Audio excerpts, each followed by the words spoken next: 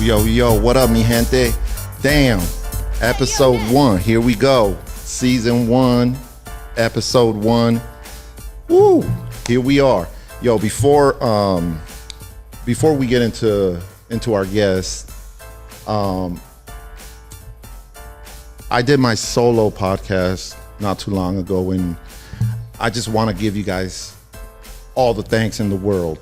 I appreciate you guys for all the feedback. I appreciate you guys for the constructive criticism.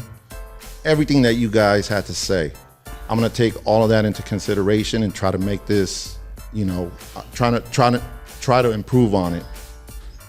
So from the bottom of my heart, I want to say thank you guys. Continue to watch, because I'm gonna have some great guests on here, and continue to comment, like, share, all of that. So without further ado, I'd like to introduce our first guest. I've known him about 6 months. Ever since, he came to the shop, there was a connection.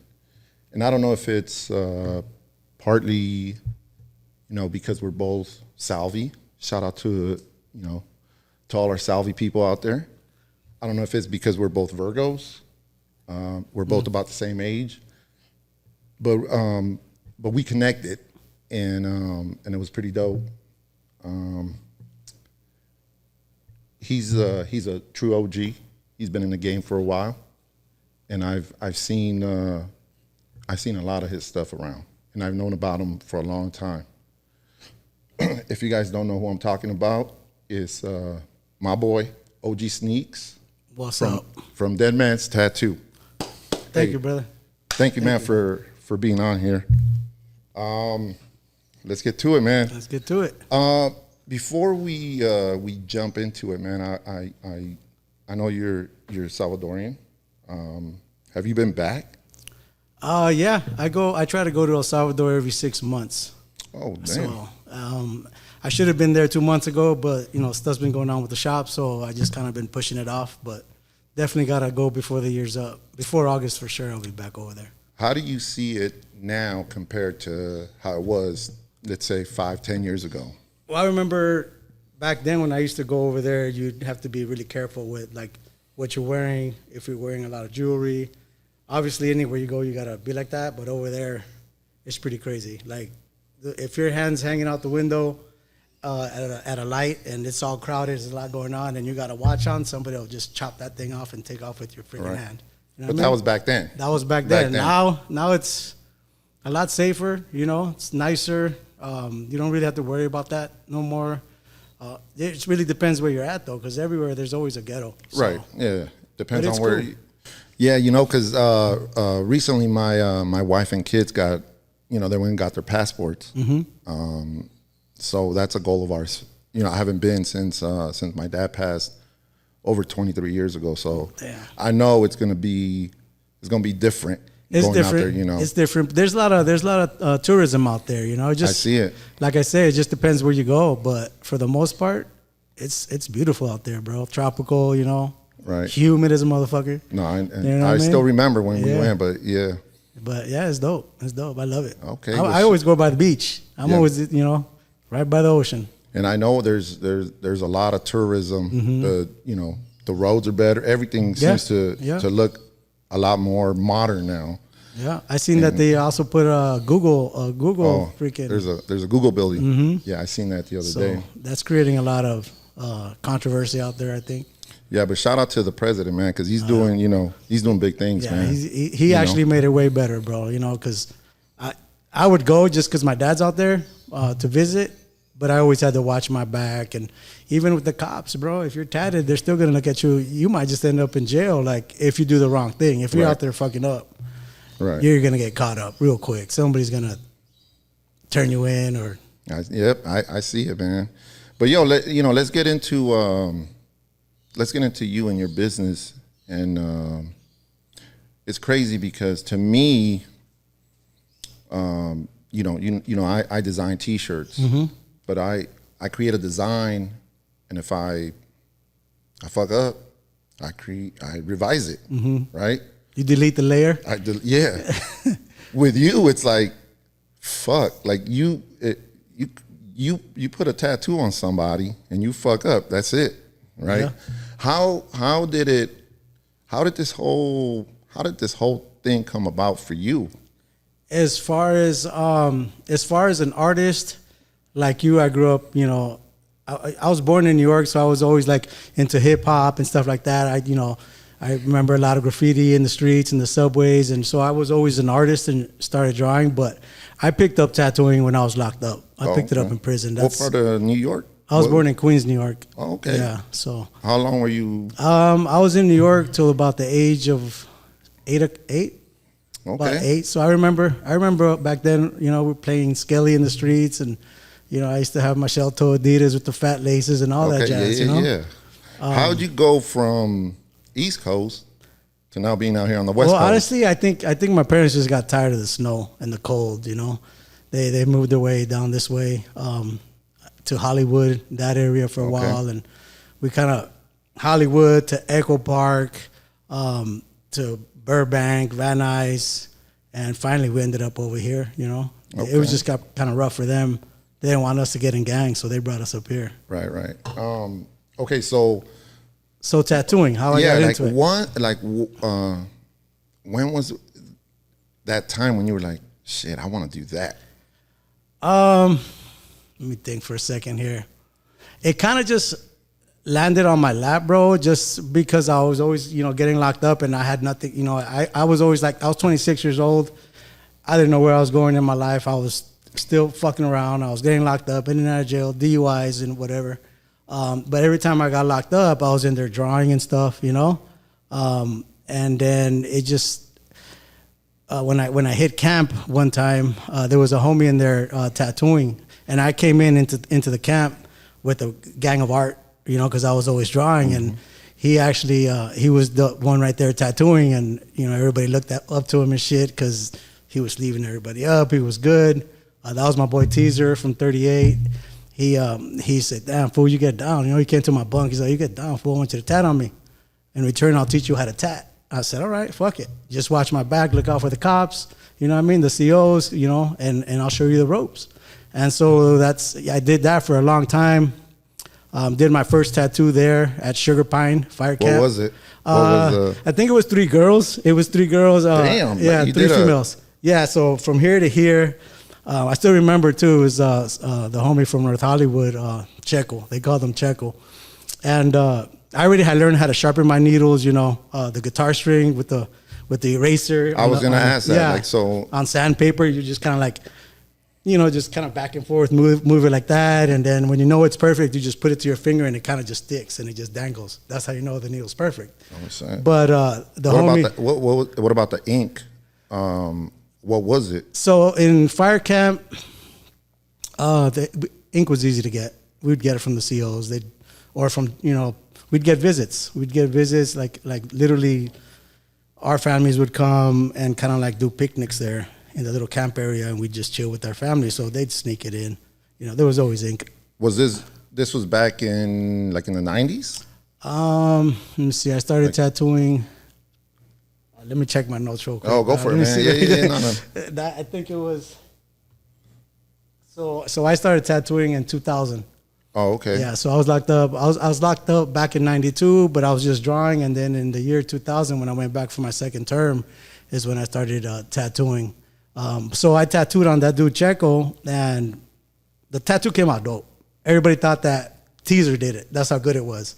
So the only thing that messed it up is that the homie Checo, he was there always with Teaser. So he said, nah, let me sharpen my own needle. I'll get my own needle. He didn't let me sharpen it.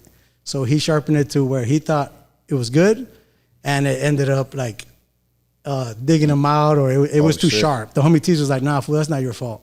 That fool sharpened that needle way too sharp, you know? Yeah. But the first couple of days, that shit was clean. You know, it was like, damn, fool, Teaser did that, he got down. But it was me. Oh, shit. Yeah.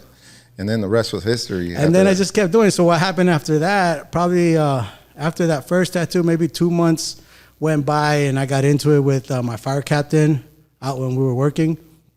And he when we got back from from doing the work out there in the field or wherever we were working, he told the COs that we had an argument out there. So they rolled me up. They sent me to another camp. Oh, shit. So they sent me to Valley View, and then from there, as soon as I hit the camp, bro, I was like, hey, I tat. And that's, everybody started coming to me. I was the only tattooer there. So I just started tatting everybody up. I got a job down in-house.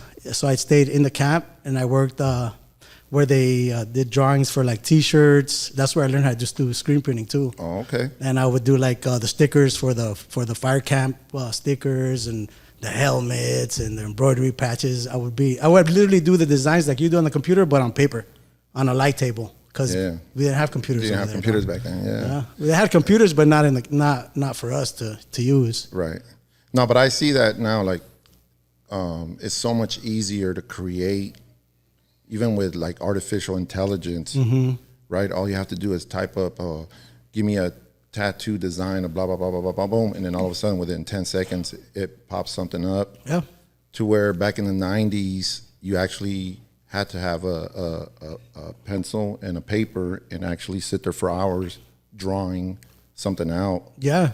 So do you still have like your collections of, all the art that you created while you were in there? Yeah, I got tons of art stashed at my house. I feel like a lot of that stuff needs to... It needs to be exposed. Yeah, it needs to be framed. Yeah. Like it needs to be showcased. Mm-hmm. I got stuff that I used to draw even before I started tattooing. Like when I lived in Whittier in an apartment complex, we'd sit there and party all night, and I'd just be drawing on paper, CD covers, and the back of remember cassette tapes? Yeah. So when you open up the cassette tape, the backside of it is blank. Well, back then when they were really first came out, that's what it was. Then you started being able to open it and they tell you like a story. But I have drawings on that, from back in, I don't know, 92, 93. All of crazy that shit, I feel drawings, like all of bro. that shit needs to be, it needs to be out there, like especially at your shop. Mm-hmm. That way people can see like you've been in the game for a minute. Like it's not, Yeah. How did you end up out here? Well, like I told you earlier, my parents basically moved out here because it got kind of rough out there. They kind of seen us that we were like starting to have that, wear the baggy pants, and we were getting into that lifestyle. More so my brother than me, because he's older. I was kind of still like into like skating type of scene, Okay. But yeah, so they moved us out here. But once we came out here, it's like I ran into people that I knew down there. They did the same thing. Yeah, they moved them out here also. Yeah, there was people out here fucking up too, It was, and it was easier out here. Like what year? I believe my parents came out here, or we came out here like in '89. Okay, almost 89. around the same time, because we moved out here like in '87, and for us coming from LA to here, it was a culture shock for me, man. Oh yeah. It was so different. Everything was so different. Mm-hmm. So yeah, it was all desert. The block that I lived on, they didn't even have no lights yet, bro. There was not even no mall out here. Yeah, no mall. Yeah, and I remember it was just the boulevard, and the boulevard was one store over there, a gas station here, a supermarket over here. Yeah. No one was walking the streets.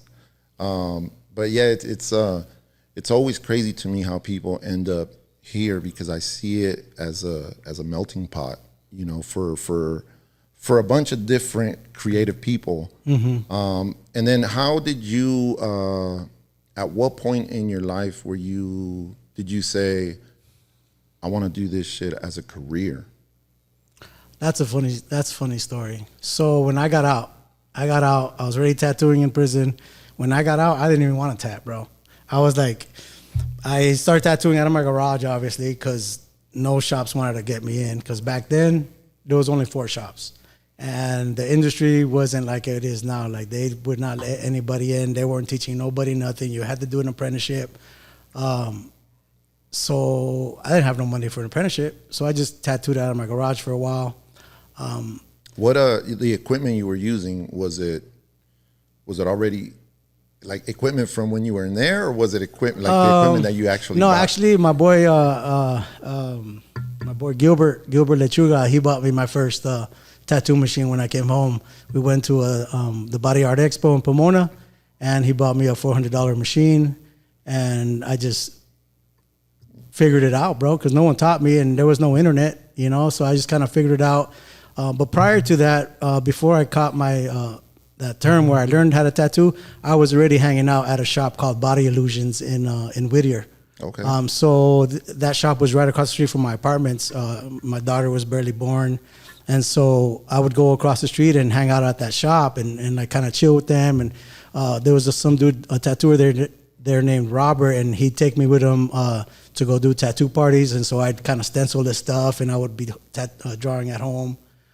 So before I got locked up, I was doing that. And that's how kind of like I started, man, I could maybe do this, you know? Okay. But then when I got out from tattooing that whole term, I didn't even want to tattoo no more because it was kind of really nervous because now I'm tattooing not just the homies in prison that I kick it with all day long on the yard. You know, it's a lot easier. Now you're tattooing strangers. They're hitting you up and they're coming to your house to get tattooed. So it was like nerve-wracking. Right. So how was that? Going from knowing like, oh, these are my homies right here to shit. These like, are strangers. This is a stranger and I better not fuck up. Yeah, man.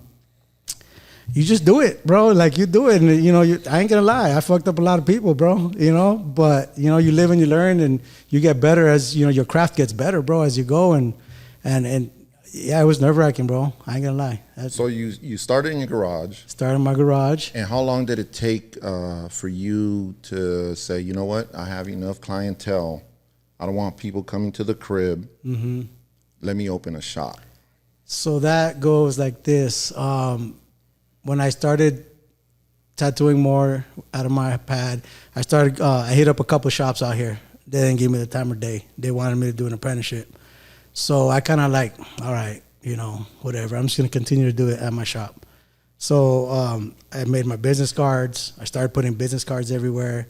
And I remember this one shop from out here hit me up. Hey, like talking like, hey, man, are you putting your business cards by our shop at this liquor store? We put our cards there, and we heard that you throwing ours away and you're putting yours. And I'm like, bro, yeah, I'm like, I ain't doing that. Like, you know, whatever. Mm-hmm. You know, do something about it or whatever. I didn't give a fuck back then. And so you were doing some guerrilla marketing. I was in the streets out there just, you know, selling my stuff and you know, just trying to make money, bro. So what happened was I went to join a kickboxing school over here on Sierra Highway, Muay Thai kickboxing school, and I went up there. I remember there was a shop up there before. I already had scoped it out, right? So I went up there to join this kickboxing class, and I said, fuck it, let me go into that shop and see what's up in there. You know, I've never been in that shop. So I went in there, or I went to the door to look, and it was empty. So I was like, well, all right. And I kind of looked through the windows, and then I went to the Muay Thai, to Pan. His name is Pan. He's still out here teaching kickboxing. And I asked him, hey, first I asked him about his school, tried to join, whatever. And then I go, by the way, do you know, can you give me the number to this, to the owner of this spot right here? I'm thinking about renting it out. So he gave me the number, and I talked to the owners. Went in there, checked it out, and it was enough room for, it was a tattoo shop, but then there was enough room for my screen printing stuff, because I had screen printing stuff out of my garage too. I used to screen print and tattoo out of my pad. Okay. So it was enough room to bring my press, my dryer, you know, even a washout sink, everything, and like 4 booths for tattooing. Oh shit. So that's how that started. I ended up fucking signing the lease. One of my good friends, Bobby Fulgham, his parents let me borrow, like, I think it was like 6 G's to get the ball rolling. Hey, he was actually my partner. He said, let's do it together. He would always be at my house, bro. He'd be like, hey, you should just open up a shop. I'll help you. We'll be partners, this and that. My parents will help you, bro. They love you, you know. They got love for you. You know, you deserve it. And so he did it. He got his parents to let me borrow the money. And as soon as it was all settled, he said, here, bro, this is for you. You could...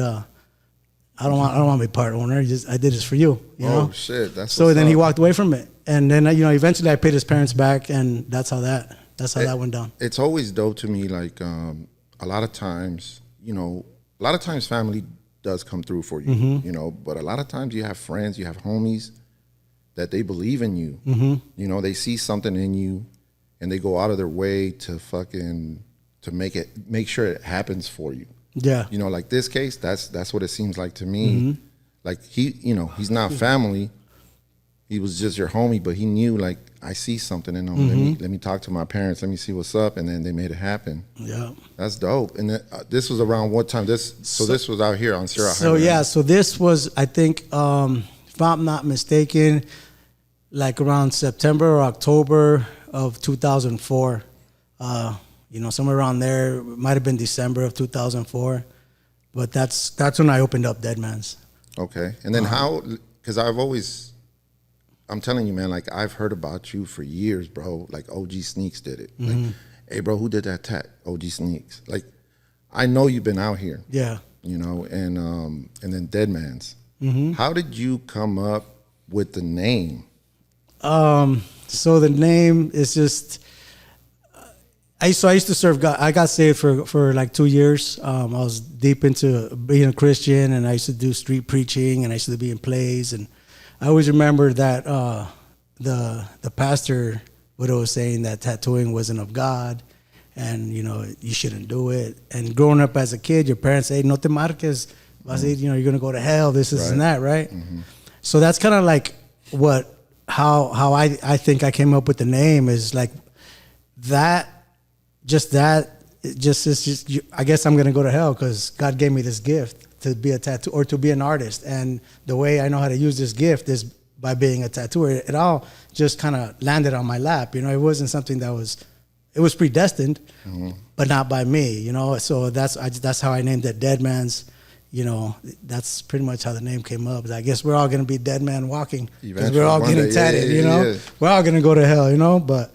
We're all going to die eventually too. Two things in the world you're never going to hide from is death and taxes. So right. Everybody that walks through that door is a dead man walking. So I came up with the name. Yeah, that's dope, man. Yeah. I like that. You had a backstory for how you came up with the name. Yeah, I think that's pretty dope, man. What is because it's been like 20 years now, right? Yeah, since 2004, 2005. What is the biggest tattoo you've ever done? Every tattoo's done in sessions. I think the longest session that I've ever tattooed was about 14 hours.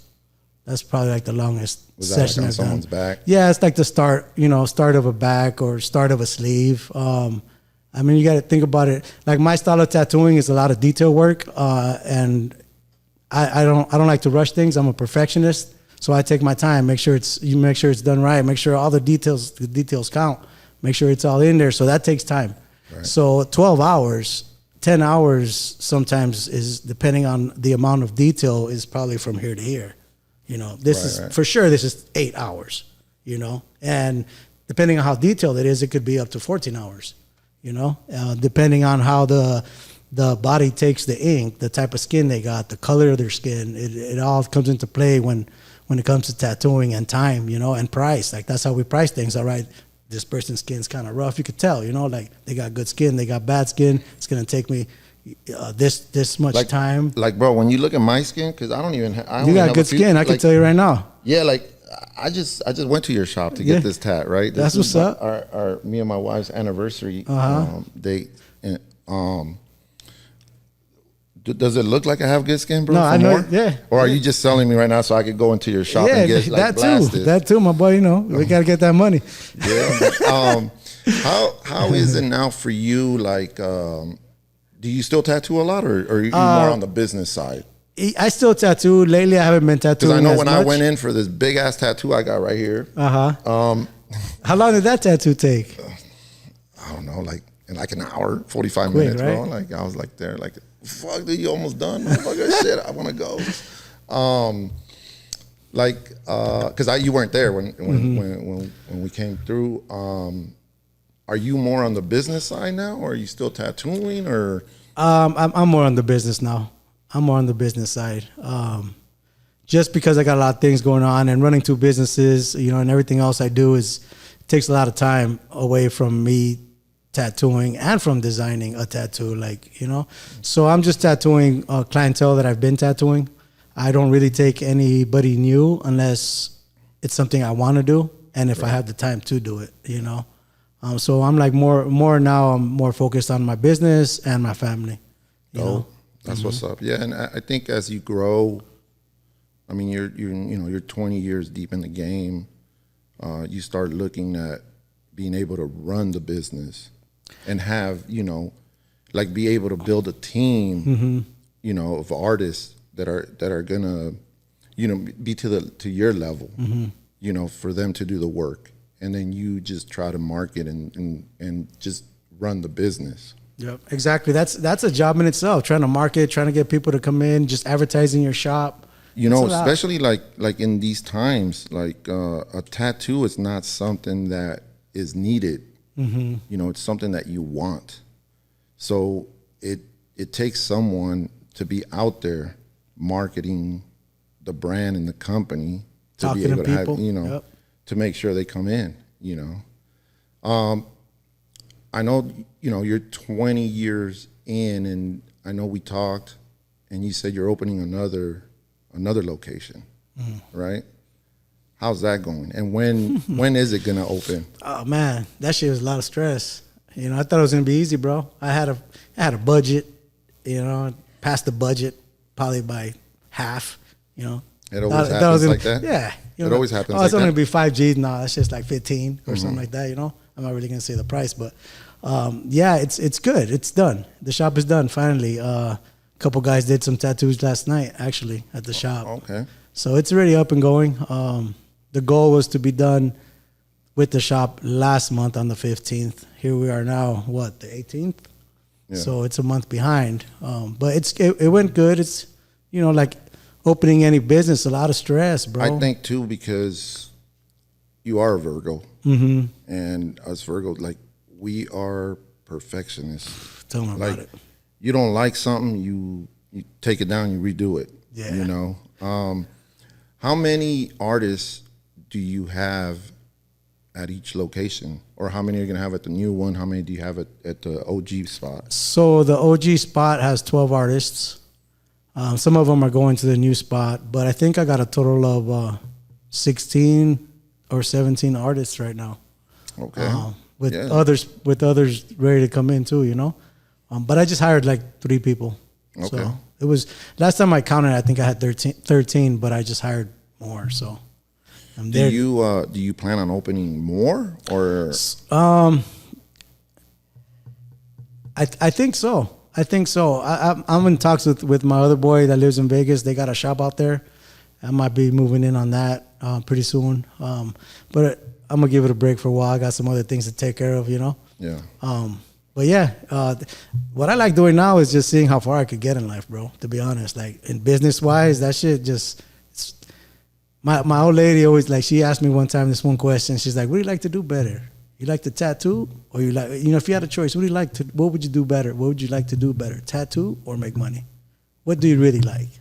Thought about it, bro. I was like, I like to make money better, Because if you're sitting tattooing, you're just sitting there, bro. You can make just that much money. Now, when you got all kinds of shit going on, you can make money from everywhere. Like making money not from tattooing, but outside of tattooing. Different things, okay. Yeah. Money, just because I think different sources of income.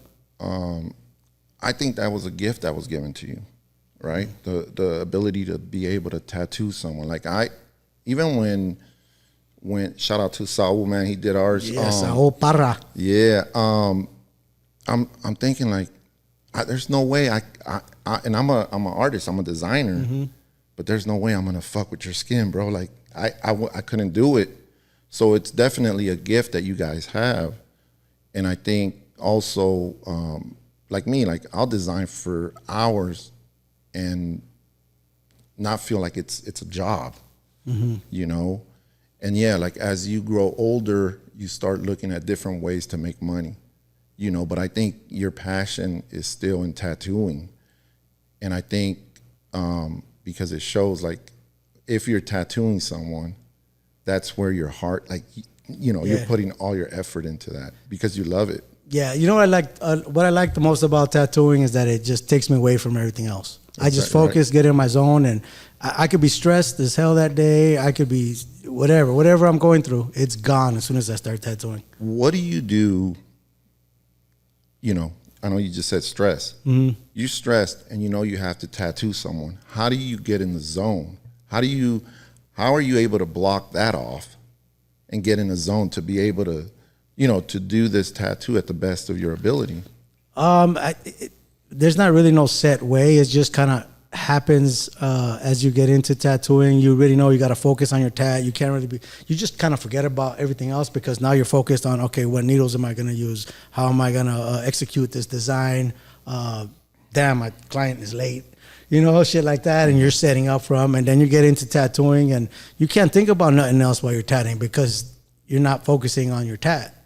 Right. Like for me, when I tattoo, bro, I can't talk to nobody. I don't want nobody to come in, nobody to come talk to me when I'm tatting, bro, because it throws me off. I even tell my artists, hey, if somebody comes looking for me, even though I'm right there, they're literally across the way in the front desk, and they're looking at me like, hey, Sneeks, what's up? And then one of my artists will be like, oh, he don't like the, he doesn't like to be bothered when he tats, unless I know him, then I'm like, what's up, fool? Let me just get at you later or whatever, Yeah. But I just can't do it when somebody tries to sit in front of me and I'm trying to tattoo my client. I think it's kind of disrespectful for me as an artist to like sit here and tattoo you, but talking to somebody else and not really giving I feel like you're not being focused. The service that they're paying for, Right.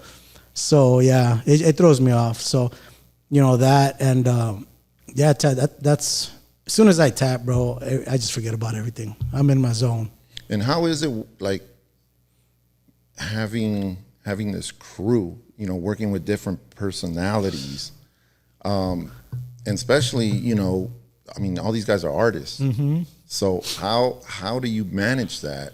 How are you able to, learn everybody's, like how every single person is and be able to talk to them in a certain way? Yeah, you'll never really get to know everybody to the point where you could say, oh, I got to talk to this. In a sense, you could a little bit, but you never really know what they're thinking. You never know if they're out to get you or they want what you want. Everybody wants to be an owner, of course, but do they have what it takes? Right. There's a different story. I think you just gotta know yourself. You gotta know yourself and know what kind of person you want to be and what kind of how you want people to look at you, and just come at them real. And if they don't like it, well, they weren't meant to be part of the team, right? You got to be honest. You can't lie to yourself just to please another person, right? So that's how I kind of keep my shop to where it's at. Everybody I feel knows how I am, and what I expect, and you also don't want to give them their mutual respect, like even if they're not like you or they don't dress like you, I always kind of let everybody in the door. I don't just pick a certain type of person to come work for me. I let anybody into my shop. As long as they could prove themselves and they're good people, that's all I want in my shop. I don't want nobody that's like, think that they're up there above everybody else, that their shit don't stink. Everybody's shit stink, I was, we were in your shop not too long ago, right? And we saw that, like, the paintings on the walls, the lowrider bikes, just the interior design. Is that all you? Yeah. Or is it collective from some of your artists, maybe your wife, maybe your kids? Or is this like, it's always your vision, I want it to look a certain way? It's always been my vision, bro. Yeah. I don't know if you're the same way, but when I got my mind set on something or this is my shop, or not even this is my shop, but I want it to look a certain way. Right. This is what I'm going for. This is what I want. And when you start letting other people come in and change the design or the color scheme, now your whole... It throws you off. It throws everything off, and now you're not happy with what the outcome is, right? Yeah. So I'd rather just kind of be in control of everything, and then when all the dust clears, then everybody come in, and this is what you guys get. Right. I wanted to switch gears a little bit. I know we talked... a few days ago, and I know you said you're into reading books, right? Is there a certain book when it comes to business or even tattooing, or is there any books that you're reading right now that you can share with with the viewers, with the listeners? Well, lately, everybody's got YouTube, so I'm really on the YouTube thing. I'm hearing mental health stuff and inspirational stuff. I do that 24/7. But the book Think and Grow Rich is a good book. That book I read that in prison. My last term was really hard because I owned my shop during my whole last term. Oh, I was running it from in there. Yeah, so And how was that? That was stressful, bro. I mean, my whole life is stress, dog. But that's probably why I'm so great. You know what I'm talking about? Well, shit, I know. I would say the same thing, bro, but I ain't got no hair. But But yeah, man, Think and Grow Rich. You know, I would sit in my bunk and just read books and fucking highlight and take notes and try to do all that. And that's why I came out with a different mindset. You know, it took me a while, bro. And are you? I know a lot of us creatives. It's hard for us to focus when it's when we have a book in front of us. Like for me, it's super hard for me to, read a book. Start, I'm 2 pages in and I'm already thinking about some kind of design that I want to do or just something totally different. Yeah, that's funny. I'm 2 pages in and I start falling asleep for some reason. It's like I can't. That's why I'd rather listen on YouTube. You know, right. so any book that I hear about through whatever I'm watching on YouTube, because there's a lot of people that I follow. I do like business seminars. I did my first one. I don't do them all the time, but I plan on doing a lot more because I think that's my new passion, to open a bunch of different businesses. Would one of them be like a tattoo school? Like some kind of, like you said, back in the day, it was hard for you as an up and coming artist, to be at a shop because they don't want you there, unless you pay, unless you become an apprentice. Mm-hmm. Do you think that's something that can be out there, like available for up and coming artists? They already have tattoo schools. I don't support them though. Okay. Yeah, it's not. I'm more of an old school artist. I support the old craft, and you gotta earn it. So why is that though? Why? Because I feel like, or what I've seen, I really haven't researched it, but what I hear and what I've seen on YouTube and what I hear people talk about is like a lot of the people that are doing tattoo schools, they've never even experienced a shop like I have. People that I know, the old schoolers, they haven't ever experienced working at a shop, doing the grind, and then doing, they just haven't done that. Okay. They're just artists that are trying to probably learn how to do the basics, and now they're trying to make money off of it. Off of a class. Off of a class, like, I feel like everybody's doing that now. Not just with tattooing though. So what if you flipped it to where it was like a old school method of learning how to do it? And the only reason why I'm saying is because, as creatives, we always think of ideas, and especially, the older we get, we start, like you said, I want to make money doing this. I want to make money doing that. Mm-hmm. This, besides making money tattooing. So you start thinking about different ways that you can make money within your craft, know? So that's the reason why I brought it up. Maybe it can be an old school way. An old school tattoo school? Well, that would be an apprenticeship, because apprenticeships, you pay for it. You got to pay for an apprenticeship, and it's basically school, but it's hands-on learning. You learn you learn about the tools. You learn how to talk to clients. You learn how to set up. You learn how to break down while on the job. You're actually in there. You're not sitting behind a desk on some fake skin doing freaking some line work. Right. You sit there and you hover over artists, and there's some things about the apprenticeships that a lot of people talk bad about, I guess, nowadays, is that we'd make them do everything, clean the toilets and this and that. But that's what it takes to run a business. Like, I'm still cleaning toilets. I still go into my shop and clean my shop, Right. When nobody's there, I'll show up Sunday early in the morning and clean, If I see that it's really dirty. Luckily, I got some good artists out there and a solid crew that they kind of take turns in cleaning the shop. They kind of, that's their house. Right. I think it really comes down to you being able to build a solid team, but if, like you said, if it's a Sunday and you're there by yourself and you see that something's not right, you're going to go and fix it. Yeah. Because at the end of the day, that's your bread and butter and that's your baby. Like, that's your business. Like, if you're not leading by example, what are you doing? Right. Sometimes you can't lead by example because you got life hitting you in the face, but still you got to go over there and show up and kind of like, all right, So outside of tattooing, you've expressed it. You're an OG in the game, 20 plus years. Is there anything else that you want to get into? Well, I kind of involved in like flipping houses, you know, with Gus Rodriguez. I flip a few houses with him, and I've done a few of those. I want to get into real estate, bro. Yeah, not like real estate agent, but just like into flipping, and I just got to find my way in there somehow, you know. So I just, you know, I put some of my money into rehabbing the location or the house, and then I get, you know, whatever percentage ROI on my money. Okay. You know, I do that. I do stock. I'm involved in stocks and stuff are you? like that too. Yeah, Okay. got a lot of stocks. How do you like that? Because I'm learning too, man. That's like, I've always wanted it.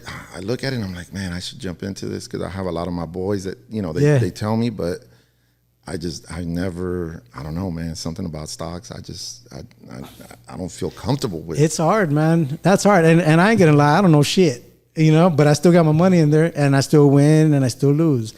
But that's like anything in life, bro. You know, you gotta take risks to make money. And so I got a bunch of stock, bro. I got a lot of money in stock. Oh, yeah. Different names. But right now, I think the best is the 7. What do they call it? The 7. The tech stock, really. You know, Nvidia, Tesla, Google, like solid IBM. brands. Yeah, all those are all big stocks. Apple, you know. Cool, man. Hey, that's it's interesting because, like, you know, you've obviously been in, now you're out, and then now you're expanding, you know, you're expanding your net worth, and you're doing this whole stock thing. Yeah. That's pretty dope. Stock's crazy, bro. I watch the stock market every morning, but half the time, just by watching it so much that you start getting familiar with the wording, the dialect, and what something means, or sometimes I'll chat GPT it and be like, what does this mean? You know, but you learn. Bitcoin? No, I don't got Bitcoin. Oh, I remember. No, I have Crow or CRO. I think that's what it is. But bro, like, I forgot about that.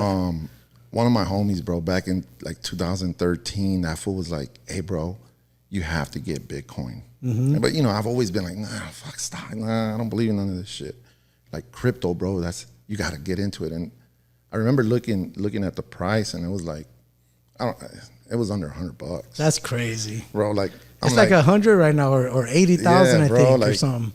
I don't even know. Yeah, it's a lot, bro. And it's up there. And it's up there. So, you know, we talked about you and your upbringing, your business. I always like to flip the mic, and it's a segment we like to call Ayo Ness, because a lot of my guests, I know they're gonna have questions for me. So I'm gonna flip the mic to you, and you know, you can go ahead and ask me a question. All right. And then I'll try to answer it to the best of my ability. Okay, bro. cool. You know, I got one. So I heard your podcast.